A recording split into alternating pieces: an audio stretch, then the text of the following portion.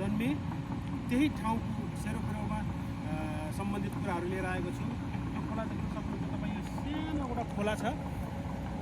विगतमा अहिले जति सुकिरहेको छ यसरी सुक्यो, तर अब बर्खायाममा चाहिँ यो खोला ठुलो हुने गर्छ।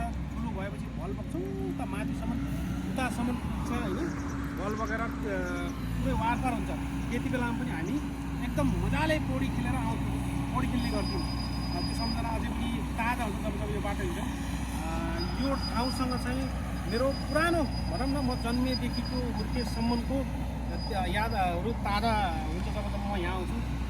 र आज यहाँ हेर्न पाउँदा अहिले चाहिँ यहाँ पक्की पुल बनिरहेको छ। यो देख्न पाउँदाखेरि साह्रै खुसी लागेको छ। अब यो भनौँ यो वारीबाट पानी तोड्नु जानको लागि यो पुलले धेरै नै भनौँ न राहत दिनेछ यहाँको बासिन्दाहरूलाई। र हामीलाई पनि हाम्रो गाउँठाउँ आउँदाखेरि पनि यो बाटोभरि जाँदाखेरि अब चाहिँ सहज हुने भएको छ।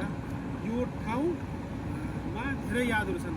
यो खोलामा पौडी खेलेर आमाको हातबाट खाएको पिटाइ, र यो जङ्गलमा हामीले राति गुलेली लिएर के अरे झोलाभरि मटेङ्ग्रा बोकेर चरा हान्दै जान्थ्यौँ। अनि त्यसपछि घर गएर फेरि आमाको हातबाट पिटाइ खान्थ्यौँ।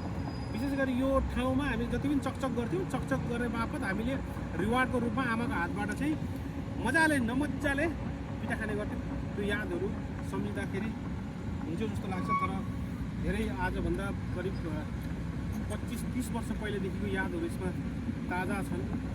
र यहाँ फेरि आउन पाएँ, यो बाटोबाट यो यात्रा गर्न पाउँदाखेरि यात्रा गर्दै गर्दै त्यो पुरानो दिनहरू फेरि पनि याद आयो, ताजा भयो। त्यसैले यहाँ सबैलाई यो भिडियो मार्फत आफ्नो बाल्यकालको समयहरू सेयर गर्न पुगेँ। यहाँहरूले अहिलेसम्म हेरेर साथ दिनुभयो त्यसको लागि धेरै धेरै धन्यवाद। फेरि टाटा बाई।